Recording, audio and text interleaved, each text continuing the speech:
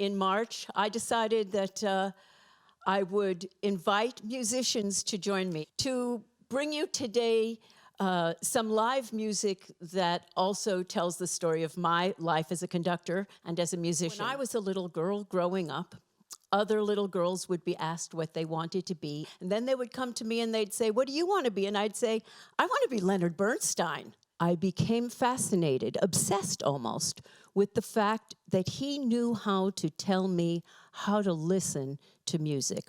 I'll show you what I mean. Here's my friend Giovanna on the cello. So I'm going to ask her to play a little something for you.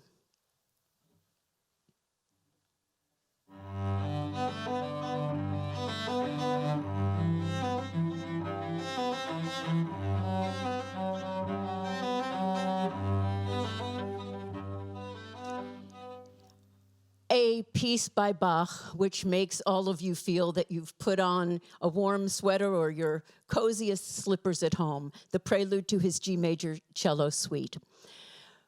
But to play this piece, one needs to be absolutely prepared. For one thing, look at how Giovanna is using her bow. She uses one bow to play many, many, many notes. Can you do it in slow motion? What I mean by that is she could play it, again, very slowly, one note to each bow, and it would look and sound like this.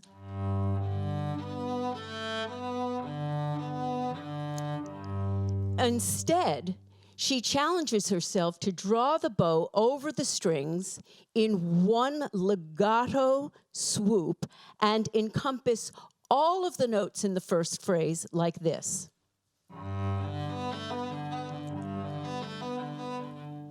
If she didn't do what's called save bow, that is, if she drew the bow too quickly across the strings, she would run out of bow and be in a lot of trouble. Oops, doesn't work really well. So the art of saving the bow, the art of making the decision about how many notes you're going to put into one draw of the bow is incredibly important, whether you're pulling the bow down or pushing the bow up. This prelude by Bach has inspired many, many, many different artists. It has its own IMDb page, and if you look at it, you have to scroll and scroll and scroll because so many people have been inspired by it. In breaking down the barrier between high and low, between old and new, something else Leonard Bernstein did was embrace choreographers. For instance, the great contemporary choreographer, Jerome Robbins. This is Bach's Prelude to the G major suite, played by Giovanna, with a special guest artist.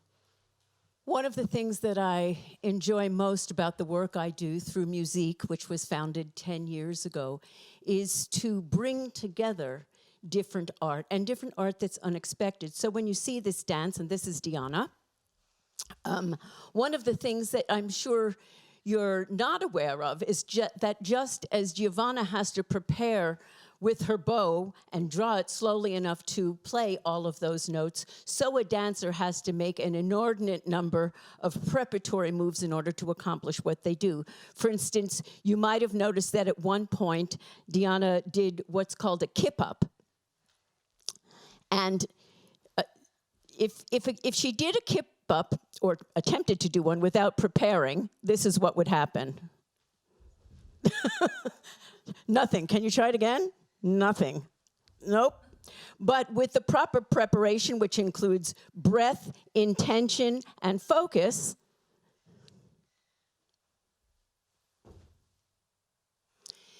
something else that you might have noticed her doing is a step that happened when she was on her knees with both toes bent under, which allowed her to do that. But if her toes had not been bent under and just flat on the floor, oh, no, she could attempt to do it, but it would be ill-advised for her ankles. Thank you. And thank you, Giovanna. That was gorgeous.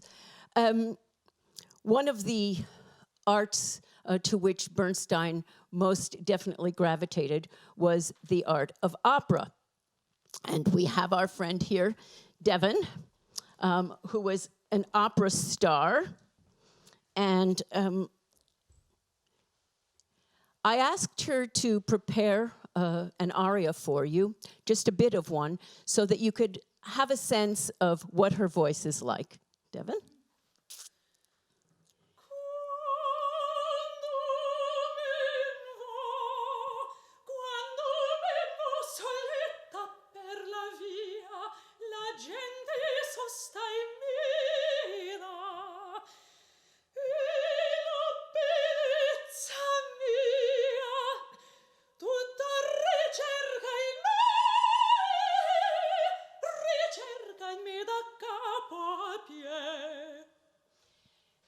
So, about preparation and about the secrets behind singing.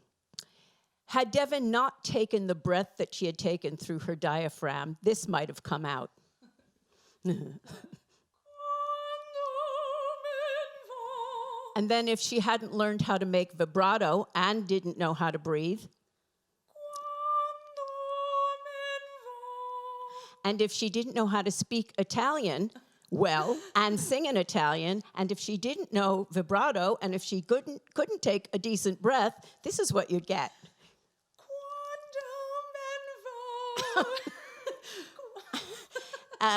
The other thing that Devon is really terrific at is knowing where to place the sound in her mouth. And that is an incredibly important aspect of life for each singer. It's as important as knowing where your body is on the floor if you're a dancer, or knowing where your bow is or what your left hand is doing on the neck of a cello. So there are various places in the mouth and in the head where you actually create these voices, even in the front of your face. If you could show us the 3 ways you can make your voice sound. Forward in the front of the face, it would be quando me vo. Sounds like my singing voice. All the way in the back would, with the soft palate raised, the sensation of a yawn. Quando me vo. And the full spectrum between them, I can choose, and in the middle would be quando me vo. Quite a choice. So Leonard Bernstein loved Broadway. He loved classical music. He loved jazz. He loved blues. He loved dance. He loved choral music, gospel music, and of course he loved Broadway. But one kind of music to which he most frequently gravitated was folk music, because he believed that folk music was the heart and soul of a nation, and that through exploring our folk music and hearing the folk musics of other nations, we could bring peace to the planet. One of his favorite artists was a then very young Joni Mitchell. And both Giovanna and Devon grew up listening to Joni Mitchell.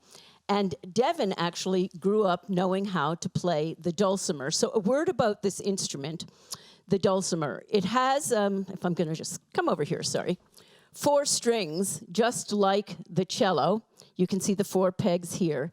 It's an Appalachian instrument, and in fact, some people believe that the reason that dulcimer came into existence was because luthiers or instrument makers who were in Appalachia at the time, West Virginia, Arkansas, etc., found the actual making of a violin too complicated with all of the curves in and the necessary details. So they came up with this Appalachian dulcimer, which is played on the lap.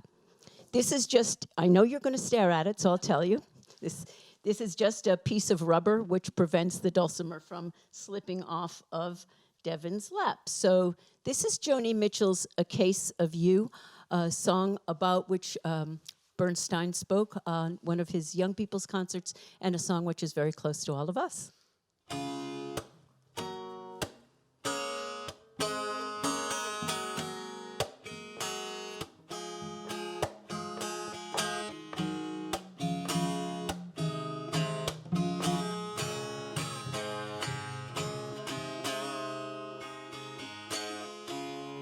Just before our love got lost, you said, I am as constant as a northern star. And I said, constantly in the darkness, where's that at? If you want me, I'll be in the barn. On the back of a carton coaster, beneath the blue TV screen light, I drew a map of Canada, oh Canada,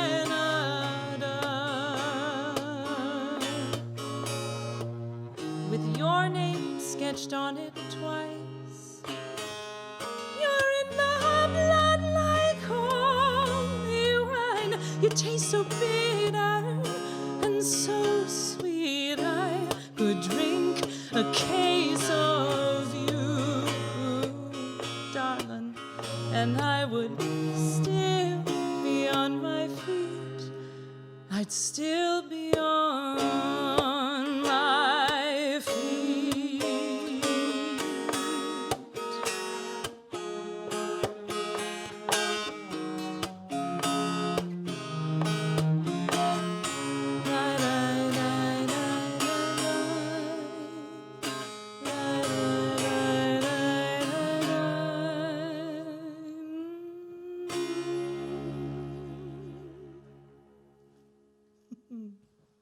Thank you. That was just exquisite. It's an exquisite piece, and what a gorgeous, gorgeous performance of it.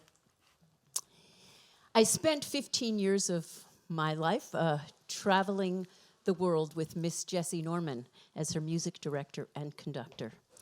And we went to China, we went to Morocco, we went to Spain, and at each concert, there were 2 songs which brought people to their feet, whether or not they were in theaters, outdoor spaces, or stadiums. And this is one of them.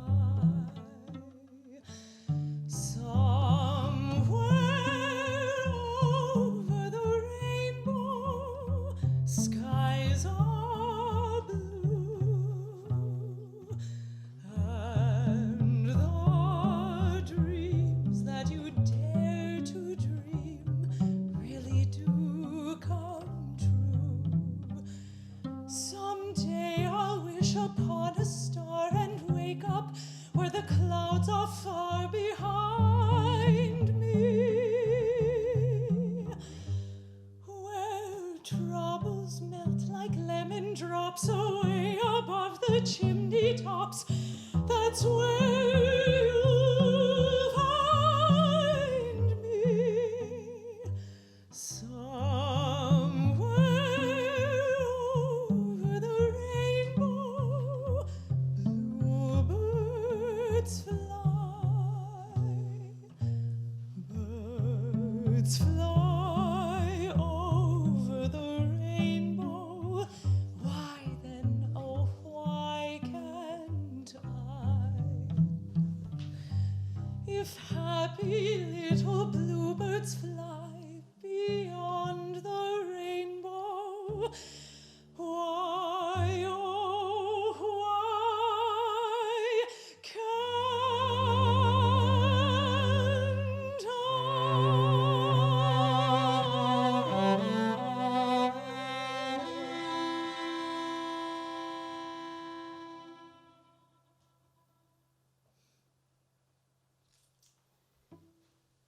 So, my life came full circle. I wanted to be Leonard Bernstein. Ultimately, I took over his job at Carnegie Hall. I conducted young people's concerts there for 12 years, filling the hall 10 times a week with 2,700 fifth graders from all of the boroughs of New York City. I took orchestras all over the 5 boroughs of New York City just to be in the schools of all these young people. And then I emerged from my life as a conductor only and took the decision that talking about music and unlocking the secrets of how it works was as important as the making of music itself.